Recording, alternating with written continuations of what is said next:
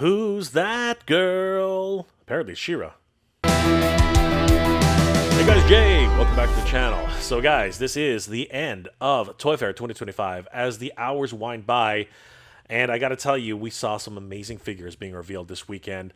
Who would have thought that action figures would be a huge presence at this year's Toy Fair? As a matter of fact, Masters of the Universe was front and center, and I gotta tell you, what we saw was freaking incredible. The Masterverse releases were very few in number, but they were significant nonetheless. As a matter of fact, She-Ra celebrates her 40th anniversary this year, and I gotta tell you, they paid homage to that in the Masterverse edition for New Eternia incredibly well. And there were a couple of surprises and secret figures that are also released, and I want to take a deep dive and see what was showcased on the show floor, as well as quietly announced in a press release for the Masterverse figures. Let's have a look, everybody. Once again, I'd like to give a huge shout out to ToyArt.com for their coverage of the 2025 Toy Fair in New York City. They are a wonderful news resource for toy news all year round. Give them a like and a follow. Tell them that Jay sent you. The Master of the Universe unveiled a plethora of different releases this year at Toy Fair. Everything from the Masterverse to Cartoon Collection to Turtles of Grayskull. This was absolutely thrilling. And I wanted to cover what was released for the Masterverse line of action figures this year, as there were some great surprises, and some which were anticipated, and one which was actually not even there, but it got snuck in somehow with the press release, and I really wanted to take a look at these because they look absolutely thrilling. Let's have a look, everybody. On the show floor for the Masterverse collection, Mattel really brought it to Toy Fair 2025, and the first figure that we saw was actually one that's already been released in certain markets. It is Flying Fist He-Man. Honestly, this was actually one of my favorite figures in the line. He had this wonderful twisting feature that would allow this bolo and his shield to spin. It really was quite clever at the time. He has a more He-Man-ish face, but it's really hard for Mattel to really get this down. As I mentioned in my last video, even the vintage version which they're releasing, yeah, it's looking kind of soft in my opinion. This one looks fine. It's nice and chiseled. But at the same time, he looks, I don't know, kind of bewildered in my opinion. I don't know, there's something going on in that face. However, I gotta tell you, the overall deco for this new Flying Fist He-Man is really cool. I do love the shoulder pauldrons, which of course are reminiscent of Eternia. The lion head right in the middle, they are wonderful pieces of heraldry. The huge He-Man H, looking so great. The double belt, which is very signature to the original character of Flying Fist He-Man, and of course the spinning shield and spinning bolo in freaking insane. He also sports a brand new sash, which is kind of neat. This is not a soft goods sash. It's actually made of plastic, but it looks really good on the character. His boots are also rather unique, as they have this medieval knight type of design with some gold trim at the top and this plate armor all the way going down to his ankles, and then he has those amazing boots. He really is quite imposing as the hero of Eternia, and it's really great to see him back in this version of Flying Fist He-Man. And then we got to the really heavy hitters. As everybody knows, it is the 40th anniversary of She-Ra. Oh my god, everybody, that's crazy.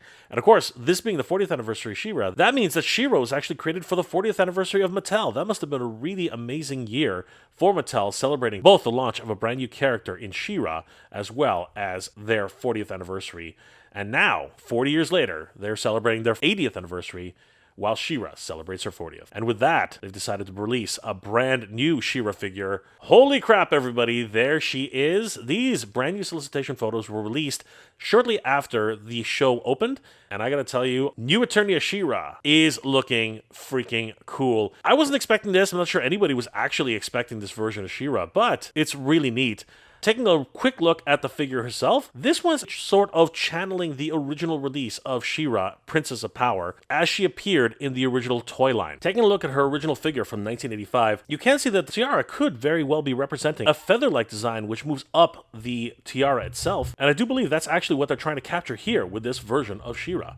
Moving down further to her bodice and armor set, you really can tell they are taking a lot of inspiration from the original design of She-Ra, as many of these elements, her shoulder pauldrons, her cape, as well as the armor itself, is designed very much to look like the original version of She-Ra's outfit in the toy version by Mattel. Zooming out a little bit further, her gauntlets are very similar to the design on the original figure, and her crystal shield and sword of protection, once again, are indicative of the original figure from 1985. As you can see here, it's quite evident, at least least in my eyes, that they really are trying to pay homage to the original figure. Putting the two side by side, you really can see the inspiration and similarities between these two. Now, it's not going to be for everybody. I understand that. But in my personal opinion, she looks fabulous. She-Ra is actually on display at New York Toy Fair, and I gotta tell you, this Paintmaster looks stunning. And I'll be perfectly honest with you, this one actually looks more like a production version of She-Ra, as many of the paint apps are actually applied quite well. The translucency of her armor and costume are interesting notes as well. And unlike her solicitation photo, it appears that the plastic they're using for her armor pieces, shield and sword, are a little bit more of a yellow tinge in this version that was displayed. Zooming a little closer on the Princess of Power herself, we can see that her sword of protection does include that crystal gem, as it always has in the original figure. Her facial sculpt has actually drawn a bit of attention from many fans. Some are saying that she's not She-Ra, some are saying that she looks very different, but at the same time, they're okay with the changes. And some fans are basically saying, who is this? It really is going to be another instance where New Eternia has made strives to really differentiate themselves from the original source material. But at the same time, in this instance, being inspired from the original vintage version of She-Ra, Princess of Power. Her soft goods cape is attached by her choker at the top, and I love the material that they're using on the cape this time. It is a wonderful fuchsia, which really contrasts with the character, but at the same time gives it that wonderful presence for the Princess of Power herself. And she does have that crystal dead center on her stomach, very reminiscent of the original figure herself. This new version of She-Ra really is looking powerful, and one thing that I've noticed, for sure, She-Ra does not skip leg day. Holy crap, those are some crazy legs.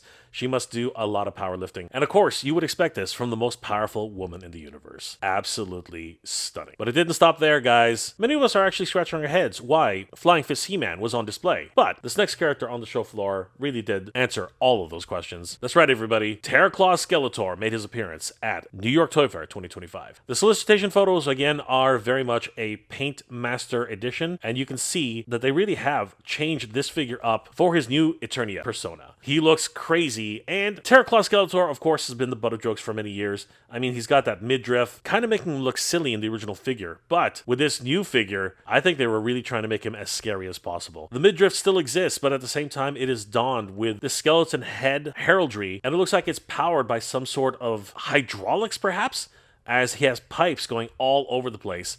And invoking a sort of laser-powered Skeletor or New Adventure Skeletor idea, it looks like his arms have been augmented with some sort of cybernetic parts. I think that's a crazy idea and really does give an explanation as to how he can control these insane-looking Edward Scissorhand gloves so well. As a matter of fact, he needs a helmet apparatus just to control everything, and many fans have affectionately dubbed this the Cobra Commander Skeletor. As in normal lighting conditions, the visor just barely shows his face. Moving down further, we can take a look at the claws themselves, and these things are just absolutely vicious. They have this almost dragon heraldry on them. Perhaps they were created with some sort of technology that was known only to the dragons. Moving down further, the claws themselves are absolutely frightening, much more deadly in their appearance than the vintage version, reminding me very much of Edward Scissorhands, which was a pretty creepy movie in and of itself. Moving back up to his midriff, it really is a little bit more menacing in its overall appearance, not that festive type of Skeletor that we've seen in the vintage toy. And his new skirt seems to be made of plate armor, which really does help associate it with the Terra claws, as they seem like gigantic armored gloves, which complement the Roman type of kilt so well. And finally, we come down to the boots, which are very different than anything he's worn before. These ones seem to be more armored in their own nature, and the feet, I think, might have been borrowed from another character, I can't remember, but they do look much more sleek, and he does have the three-toed nature of Skeletor right there. He does actually come with a pair of swappable fists, and that's a refreshing take, as the character of Terra Skeletor was able to remove the Terra Claws at will. The figure that was shown on the show floor was even more impressive. As you can see, zooming in, a lot of people have affectionately named this Cobra Commander Skeletor because the visor is actually not as translucent as it appears here on these solicitation photos. I should also note that the armor bits seem to actually have some weathering and additional paint decos on them, giving them a sort of wash to give a really nice appearance for his chest armor, and the two hoses which connect to the Terra Claws themselves are not as weathered, but the claws look amazing. I really do hope that they continue with this type of detail for the claws, because these look really cool, and I really like the way they seem to have this sort of aged patina look. It's amazing. Moving down further, we can see that some of that patina and wash does actually transfer over to the boots, And I really appreciate that, as that really helps to unify the entire figure as a whole. Zooming in closer on the visor itself, you can see, even in this very harsh light, that there is a translucency to the visor, but a lot of people are calling this Cobra Commander Skeletor, and I think it really fits the character, as I do like this mysterious nature of the helmet itself. It even has some sort of dragon heraldry, which leads me to once again to believe that there is some sort of connection between the dragons on the Terra claws themselves, as well as the helmet, which controls the entire apparatus. Those claws do look crazy, and I'm really glad that he was on display at Toy Fair 2025, and I don't think we can make too much more fun of Skeletor if he keeps sporting food processors like these. I really wouldn't want to be on the receiving end of those Edward Scissorhands, that's for certain. Another great addition to the line for the Masterverse New Eternia figures. And there was one more figure on the roster who was quietly announced in a press release, and luckily enough, they also included a single photo. That's right, guys. Hordak from New Eternia has been unveiled, and he looks absolutely stunning. And I'll be honest with you, I get the feeling that someone on the Mattel team probably had a drink with someone on the Mondo team, because this is eerily familiar to how the Mondo edition, released a few years ago, was designed. And that is definitely not a bad thing. Taking a closer look at Hordak here, he still retains that vampiric nature of his overall character. His head looks like it is very much separate from the cowl that he wears, unlike the original vintage version, which was basically the head attached with his cowl. His armor, of course, is very reminiscent of Hordak as he appeared in the vintage version, along with his single upper armband. He's now sporting these amazing new gauntlets with some Horde heraldry. His belt is very reminiscent of the Master Universe Masterverse collection, along with his furry loincloth, and he has those awesome looking boots, almost Filmation in their appearance. But one thing that separates Hordak from all of his counterparts definitely has to be his new wings. Holy crap, guys. These are awesome, and they look almost technological in their overall appearance. I love the translucency in them, and of course, these being solicitation photos and probably a paint master, we can probably expect that this will be updated in its overall paint scheme. But I really can't shake the feeling that the Mondo team definitely had some sort of influence on Mattel in-house designers, as there are some definite design cues here which are shared between the two figures. I dare say that this actually might be a miniature version of the Mondo edition, which is not a bad thing. Hordak appears to come with at least one additional accessory. It is his version of a Horde Havoc staff. This one seems to have some sort of dragon heraldry here at the top, which is very different than other depictions of Hordak. As a matter of fact, the Mondo version, as you can see here, is very much a standard for the Horde. Scrolling down further, it appears that you might actually be able to take off this bat-like creature, which would go in line with other figures in the line who have had familiars, and then allows it just to become a singular staff, which can be wielded by Hordak himself. And that is incredibly different from the Mondo take, in which this really was a standard for the Horde, brandished by Hordak as a weapon to declare the reign of Horde Prime wherever he goes. Holy crap, everybody. Mattel really did bring it for their 80th anniversary to Toy Fair 2025, and with these brand new releases for their Masterverse line, celebrating the 40th anniversary of She-Ra, along with the 80th anniversary of Mattel, I would imagine there's still more announcements along the way in 2025, and this is just a tease for what we can expect for the rest of the year. Wow, I gotta tell you, the Princess of Power 40th anniversary is in full swing, and with this New Eternia figure, which is obviously a nod to the history of the Princess of Power action figures from 1985, I think that this one has literally hit it out of the park. Now, there's a lot of chatter about how her face sculpt doesn't exactly match the original character or even the spirit of She-Ra as she appeared in the 1985 vintage edition. But I gotta tell you, it's a pretty new update, but I for one have to say I don't mind the overall look for the character itself. Is the head sculpt exactly what I was expecting for She-Ra? Not really. But is it a new take and a new version of She-Ra, which, you never know, might actually become popular in her own right once she starts getting in the hands of fans? Time will tell. But I do understand it's not going to be everybody's cup of tea. But still, everyone who appreciates the Princess of Power should understand the history and the significance of this figure. And I, for one, am actually really excited to get her into my collection. We also found out that Terra Skeletor has a new look, and I gotta tell you, it's no longer that joke of a figure that a lot of people make memes about. No, this one looks really, really frightening.